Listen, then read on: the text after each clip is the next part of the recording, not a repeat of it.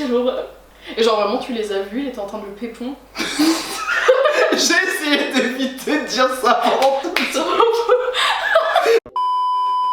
Là ça m'a l'air correct.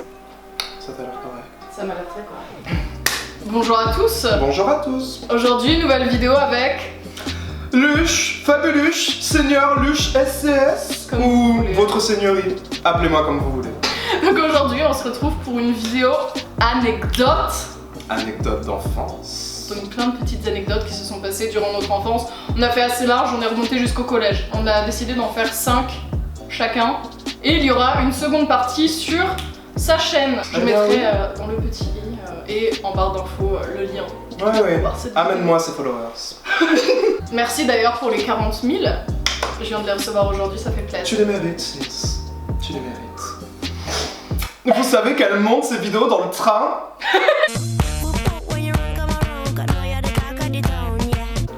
Bon, qui commence? Ouais, c'est ça le truc.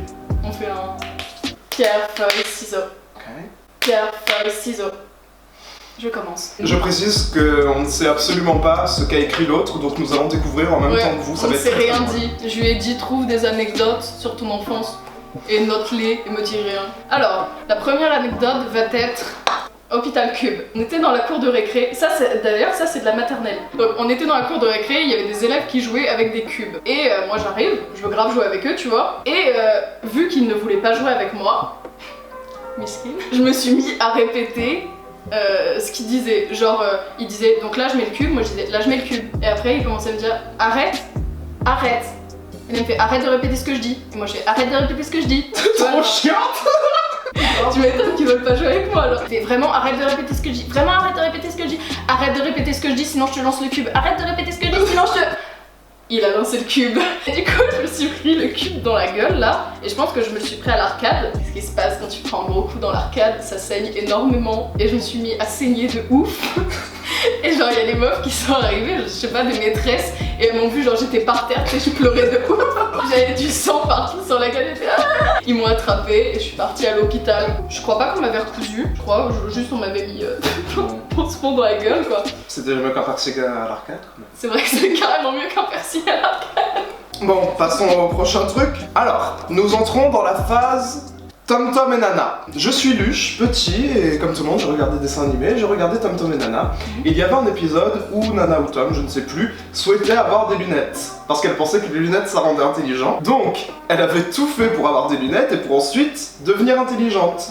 Donc moi, mais je me suis dit, oh putain, waouh! Genre Moi ça aussi, rend intelligent. Ouais. oui, grave, j'étais là genre, je veux devenir intelligent. Et puis du jour au lendemain, je me suis inventé une myopie.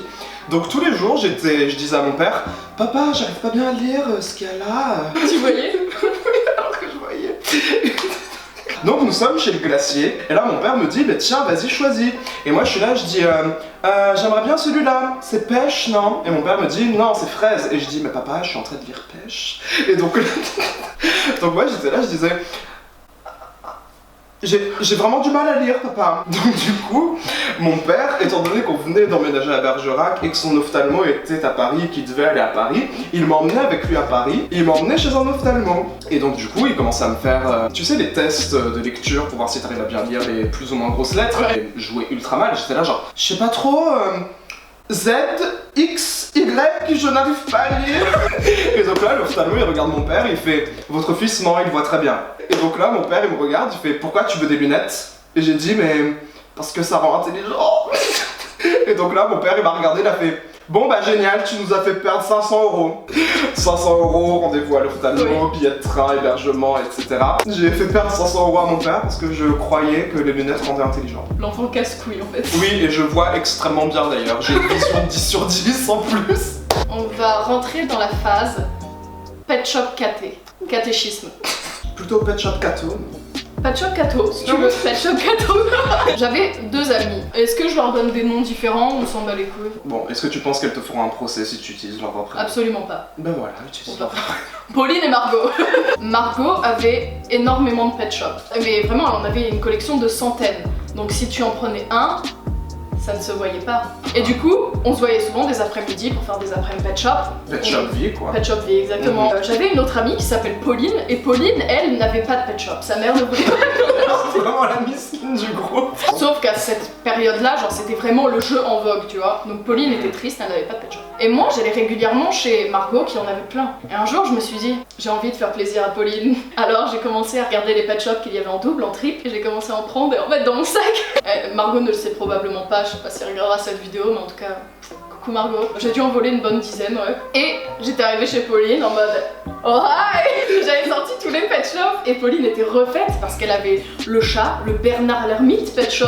Tout le monde veut ça. À cette époque-là, je faisais du catéchisme. Et un jour, au caté, on nous a dit d'aller se confesser. Et se confesser pour tout ce qu'on voulait. Et là, je suis arrivée devant le prêtre et il m'a dit bah pourquoi veux-tu te confesser, machin. Et j'arrive devant le prêtre et je fais excusez-moi d'avoir volé les pet shops de Margot. Du coup, j'ai été pardonnée. Bah, tout est bien qui finit bien. Exactement. Pardon Margot. Alors, j'ai deux histoires qui vont suivre. Nous entrons dans la phase fricotage toilette. Ça a l'air glauque de ouf. Salé, c'est très très glauque. Sérieux?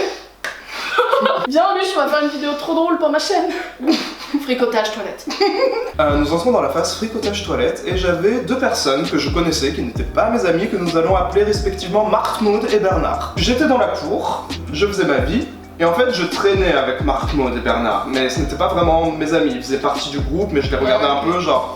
Et à un moment, je vois que Marc-Maud et Bernard n'étaient plus avec nous, ils ne jouaient plus dans la cour. Je décide d'aller aux toilettes, je vais à la petite pissotière, je fais mon business, je me lave les mains parce qu'on est comme ça ici, et je commence à entendre des petits bruits dans les toilettes. J'ai envie de savoir. Des petits... Attends.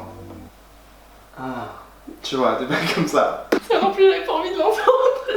Et je me dis, mais qui s'est fait mal? T'avais quel âge? Sa main, Ouais, ok, t'avais 10 ans. Donc, je vais dans les toilettes d'à côté, je vais sur la cuvette et je regarde comme ça. Et je vois que Marc-Maud et Bernard sont en train de se donner des plaisirs buccaux. Voilà, on va dire ça.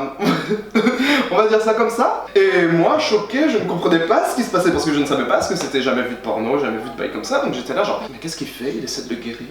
Il a dû avoir mal.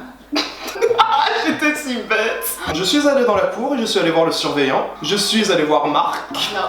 Et puis j'ai dit à Marc, je crois que Marc-Maud et Bernard ont un problème. Ils sont dans les toilettes et j'entends des bruits assez bizarres. Ils font un peu des bruits genre comme ça.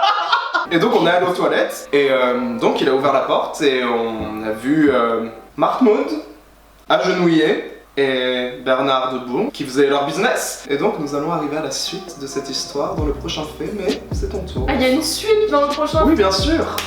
Enfin pas une suite logique. Ok. Il est devenu acteur porno. Nous rentrons dans la phase Noël tragique. J'étais en 6ème. Du coup c'est la période où tu veux un portable. En lui c'était le moment où le portable, le Blackberry c'était au-dessus, mais tu sais le portable bleu et blanc à clapper. Coulisses et ensuite tu tapes tes SMS. Ouais. Oui, tout le monde voulait ça. Voilà. Donc c'était la période où je voulais absolument un portable, donc c'est-à-dire que quand je le voulais absolument, moi j'étais assez inventive et tout, donc j'écrivais des petits papiers, des petits messages à mes parents et je les mettais sur le frigo. Vraiment la meuf qui force. On allait faire les courses avec ma mère, je lui disais regarde c'est portable. Et arrive Noël. Je me dis ça fait des mois que je parle de portable, je vais en avoir un là, tu vois, c'est mon soir. Donc Noël je le fête avec mes cousines et j'ai une cousine qui a mon âge. Et là ma cousine ouvre son cadeau. Portable. Blackberry. Oh, je me dis waouh la chance et tu tout. Tu devrais brûler de jalousie. Vraiment parce que j'étais en mode putain je vais avoir la même chose ce soir. Là j'arrive devant mes cadeaux, un cadeau carré. C'est le Blackberry, genre j'étais refaite, j'ouvre, c'était un puzzle en sphère. J'étais dégoûtée. Et du coup je l'ai eu en 5ème parce que je faisais un voyage scolaire. Et j'ai eu un Blackberry par la suite. Mais tu n'as pas été cet enfant qui a crié sur ses parents. Non, je suis l'enfant qui tire la gueule. Genre qui était... Je sais pas si c'est mieux. Qui était avec son puzzle dans le canapé comme ça genre. Nous allons passer à la phase chier cantine. Donc je vous ai parlé de Marc-Maud et Bernard. Affaire de suite, affaire de trilogie. Donc Marc-Maud, Bernard. Bernard ne fait plus partie de l'équation, mais Marc-Maud si. Pas directement, parce qu'il avait une sœur. Et on va parler de sa sœur aujourd'hui. Marc-Maud c'était celui qui était debout ou assis? Celui qui était assis. Ok. Donc le plus tragique. Donc la sœur de Marc-Maud qu'on va appeler Magali, nous sommes à la cantine, nous sommes au réfectoire, tout se passe bien, sauf qu'à chaque fois, tout le monde parlait hyper fort parce que bah, réfectoire vie. Et là, en fait, on avait cette surveillante qui s'appelait Maryse. Et Maryse n'était jamais contente qu'il y ait trop de bruit. Donc, on fait la queue dans la cantine et là, oh putain, c'est Maryse aujourd'hui. Et là, d'un coup, Maryse dit roi du silence. Plus personne ne parle, tout le monde est là, genre. Ce que je trouvais vachement con, genre. Qu'est-ce que t'as fait? T'inquiète pas, tu le verras au montage. Super. Tout le monde murmure, et littéralement, 15 secondes après, une des pionnes, mais qui faisait aussi la cantine, elle rentre, et elle crie « Putain, qui c'est qui a chié sur la cuvette des chiottes ?» Quelqu'un avait chié sur la cuvette des chiottes, figure-toi. Elle avait refusé de nettoyer ça, et vu qu'elle avait refusé de nettoyer ça, moi avec le pote, on s'était dépêché de manger pour aller voir. Et donc, nous sommes allés dans les toilettes, et de la merde partout. Elle avait des traces de mains sur les murs. Quoi? Oui, la go, elle est en art plastique, je te jure. Et après, on a appris que c'était la sœur de Martmood qui l'avait fait. Putain, quelle horrible famille. Donc, nous entrons dans la phase GoPro directrice. J'étais en 3ème, et un soir, je rentre, et mon père me dit qu'il a acheté la dernière GoPro. Voilà, dernier cri, GoPro de ouf. T'as un petit écran derrière et tout. Enfin, voilà. Et mon père me fait ouais, j'ai acheté ça pour les vacances, machin. Donc ce que je fais le matin avant d'aller en cours, je vais dans la chambre de daddy, je prends la GoPro, je la mets dans mon sac, je me casse avec. Refaite, j'arrive au collège et tout dans la cour, je sors la GoPro, on fait des petites photos, mais genre des photos d'en bas, tu sais, pour pas trop qu'on nous voit. Et là je fais une photo d'en haut et tout, et fait ficha et on regarde, on était là, waouh. Là on me fait comme ça, je me retourne et là il y avait un pion qui me fait c'est interdit de prendre des photos dans la cour, viens avec moi. Donc j'essaie d'expliquer, je fais non mais vous inquiétez pas, enfin c'est juste pour leur montrer que j'ai une nouvelle GoPro. Il me dit ouais c'est ça, donne-la moi. Il me prend la GoPro. Du coup je fais je pourrais la récupérer en fin de journée, il me fait oui oui. Dernier cours, un prof qui arrive dans la classe, Élise, fais tes affaires, viens avec moi. Pire phrase. Pire phrase. Et là je vois qu'il y a ma mère dans le hall. J'y vais et tout, elle me fait explique-moi pour la GoPro. Bah je l'ai ramenée mais je voulais la montrer tu vois. Le pion il fait bah suivez-moi dans le bureau de la directrice. De pire en pire genre. Mais genre des gros tarés. Est-ce qu'on peut parler du fait que c'est carrément démesuré genre? Archi démesuré. Du coup la directrice m'a fait tout un speech, a détruit toute l'éducation de mes parents en quelques mots. Et il faut savoir, il y avait un mec qui avait filmé un prof en cours et qui l'avait affiché sur les réseaux. Sauf que le prof avait porté plainte et il y avait une grosse affaire et c'était parti en couille à mort. Du coup la directrice a dit je sais que tu avais pris cette GoPro pour filmer les profs, pour afficher des gens. Pas du tout, genre tu sais moi je voulais prendre des photos avec mes copains dans la cour. Il savait le plan que tu avais en tête. Il savait que je voulais afficher des profs et détruire leur carrière. Évidemment dans la voiture j'étais là, oh là papa, ne dis rien papa. Évidemment elle l'a dit à papa. Du coup je suis allée me réfugier dans ma chambre directement. Quand mon père est rentré évidemment j'ai entendu quoi. Et là dans les escaliers j'entends tu vas mourir. Tu vois, j'ai mis ma tête comme ça et je l'ai vu arriver hyper vénère. Tu sais le mème de Homer Simpson qui a le poing serré là. J'ai fermé, grave erreur, ça attise encore plus la haine. J'ai fermé la porte à clé. Ouvre-moi cette porte. Évidemment quand j'ai ouvert, j'ai défoncé. T'as emmené la GoPro à l'école que j'ai reçu hier. Et cette histoire aujourd'hui on en rigole en repas de famille et il va de bon train tu vois. Bon, un vrai bail. Nous allons passer à quelque chose de moins drôle. Pédophile 1. Alors, pédophile 1. Quand j'ai dit que Romain Roland c'était l'école des enfers, je rigolais absolument pas. Vous savez. Pause pipi, j'arrive. Ça va? Ça va et toi? Super. Il va super bien. Alors, Romain Roland, école des enfers, il ne se passe que des choses très très spéciales. Et Martmood et Bernard étaient dans cette histoire. C'était avant l'épisode Fricotage Toilette, figure-toi. Et c'était peut-être en CE2. C'était à l'époque où il y avait beaucoup plus de médiatisation et c'était un peu la chasse aux pédophiles. Nous étions dans la cour. Et c'était une cour qui était très ouverte. On voyait les appartements qu'il y avait en face. Et les appartements d'en face nous voyaient. Et en fait, un jour, ça a démarré de moi bien entendu, je regardais à travers ce fabuleux grillage et je voyais qu'il y avait un immeuble un peu en hauteur. Et il y avait une lumière qui faisait... c'était comme si ça faisait clink clink. Et c'était qu'à une heure précise, quand on sortait entre midi et 2. Ouais, ok, t'avais remarqué. Genre, je te jure, j'en parlais à personne, Affaire de FBI, genre. Oui, oui, non, vraiment, j'étais là, genre... Luc? Oui, pardon. Et donc un jour, j'ai décidé d'en parler à Bernard. Et j'ai dit à Bernard, regarde Bernard, ça fait 2 semaines que j'ai remarqué. Et lui il regarde, et là d'un coup, il y a la fenêtre qui bouge, tu sais, donc ça fait comme ça, ça fait... Et là, t'as Bernard qui fait « C'est un flash d'appareil photo !» Donc du coup, pendant toute la semaine, entre midi et 2, je n'étais plus seul à être comme ça. Genre maintenant, on était 2. Et on regardait. Et là, d'un coup, il y a Martin qui arrive et qui dit « Mais qu'est-ce que vous regardez ?» Donc lui, on lui explique, on fait « Alors, tu dis rien. Mais regarde. Et au fur et à mesure, le truc il s'ébruite, tu vois. Et on est tous là dans la cour. On était 20, tu sais, on était tous là, genre. Et donc là, il y a le pion qui arrive et qui fait bon, qu'est-ce qui se passe? Dites-moi, enfin, qu'est-ce que vous faites? Il y a un oiseau, il y a quelque chose, qu'est-ce que vous regardez? Genre. Et là, d'un coup, j'ai pris Marc et je lui dis Marc, ne dis rien, mais je pense qu'il y a quelqu'un qui nous prend en photo depuis des semaines. Et là, Marc, il me fait mais qu'est-ce que tu racontes, n'importe quoi? Et moi, je fais juste regarde la fenêtre là. Et là, puis à ce moment-là, il y a la fenêtre qui bouge, donc il y a un effet de lumière et donc. De nouveau on part tous et il y a juste Marc qui était au milieu qui était là genre. Et donc ça s'est ébruité, le surveillant en a parlé et puis il a dit les élèves suspectent qu'ils sont pris en photo par quelqu'un. Et donc là, on se retrouve à la reprise des cours à 14h et là notre prof fait nous avons entendu parler de cet épisode de photo, nous allons prendre ça en charge. Et il ne s'est rien passé pendant 2 semaines genre. Et donc là un jour, on s'installe tous et le maître arrive et puis il dit bon, je vous ai dit que cette histoire de photo serait prise en charge. Ça a été fait. La police a été appelée et a rappliqué dans l'appartement de cette personne et nous avons découvert que c'était uniquement les reflets de la fenêtre. C'était uniquement les reflets de la fenêtre, c'était pas des flashs d'appareil photo. Et genre le mec, il a eu la police qui a rappliqué chez lui, qui lui ont fouillé son ordinateur, etc. Et il y avait rien d'autre? Il y avait rien d'autre. C'était juste la lumière de la fenêtre. Voilà. C'était pédophile 1. Merci Luche pour tes témoignages. Merci de m'avoir invité. Pas de soucis, on se Toujours un retrouve plaisir. sur ta chaîne de toute façon. Bien sûr, et j'ouvrirai cette vidéo étant donné que vu que c'est Elise qui a commencé, je commencerai sur ma chaîne et j'ouvrirai avec Pédophile 2. Alors, je reviens parce que Gab a raconté une anecdote sur la chaîne de Luche et moi je voulais que Gab raconte une anecdote aussi sur ma chaîne. Donc je vais appeler cette anecdote caca cantine. En gros, moi en maternelle je mangeais à la cantine et après j'ai arrêté de manger à la cantine parce que ma mère elle a arrêté de bosser pour se consacrer à ses enfants quoi, parce que on est 6 enfants. Et sauf que à la fin, donc c'était en CM2, j'en avais marre et tout et je voulais trop rester avec mes potes et profiter de la dernière année.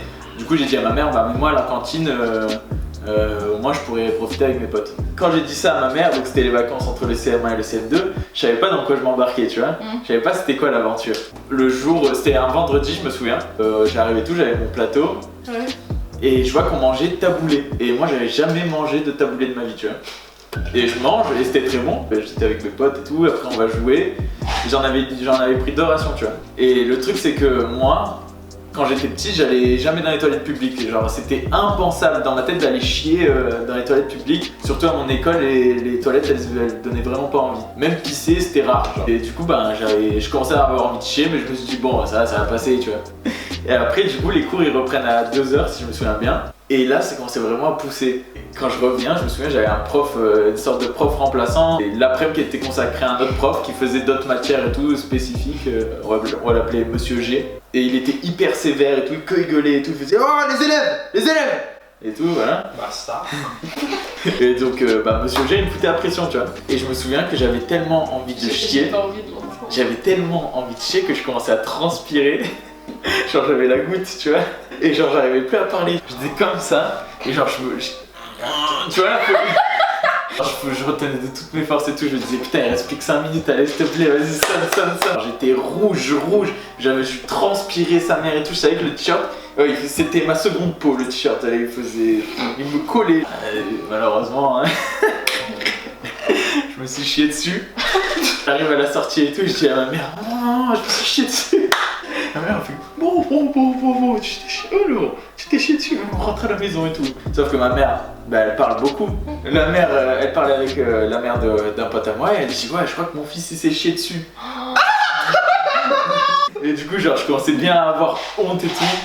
Et je sais pas si je raconte la fin de l'anecdote parce qu'elle est vraiment dégueulasse, tu vois. Au pire, je le mettrai pas. Si je ne le mets pas, c'est que c'était vraiment très sale. De toute façon, ma réputation est nickel. Et tout, bon, ça va, j'avais 10 ans, c'est pas si dégueulasse que ça.